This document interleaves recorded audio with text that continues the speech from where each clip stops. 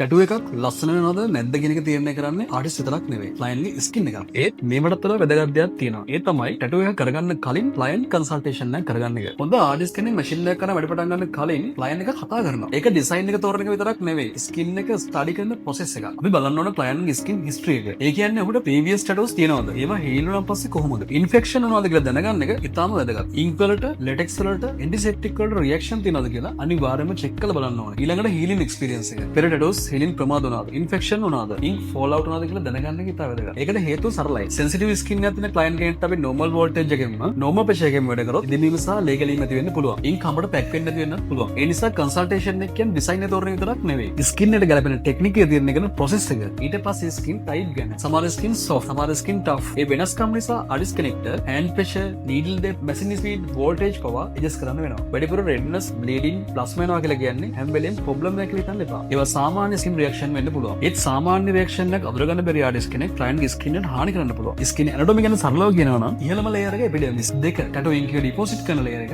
ඩර්මිස්, පහළම layer එක හයිපොඩර්මිස්. Tattoo එකක් නිවැරදිව තියෙන්න නම් ඉන්ක් එක ඩර්මිස් ලේයර් එකට ඩිපොසිට් වෙන්න ඕනේ. ඒ නිසා ඩෙප්ත් කන්ට්‍රෝල් එක ඉතාම වැදගත්. ඒ නිසා ටැටු කරන්න ඉගෙන ගන්න කලින් ස්කින් එක කියවන්න ඉගෙන ගන්න. ක්ලයන්ට් එක්ක හොඳ කන්සල්ටේෂන් එකක් කරන්නත් අමතක කරන්න එපා. ඒ තමයි ප්‍රොෆෙෂනල් ටැටු ආටිස්ට් කෙනෙක් සහ සාමාන්‍ය ටැටු ආටිස්ට් කෙනෙක් අතර තියෙන ලොකුම වෙනස. ඔයාට මේ වීඩියෝ එක වටිනවා නම් අනිත් අයටත් පේන ෂෙයා කරන්න වගේම ඔයාට දැනගන්න දෙයක් තියෙනවා නම් පල්ලෙන් කමෙන්ට් එකක් ලියන්න. වැදගත්ම වීක්ලි ලෙසන් එකෙන් හමුවෙමු. ගිහින් එන්න. ජය වේවා.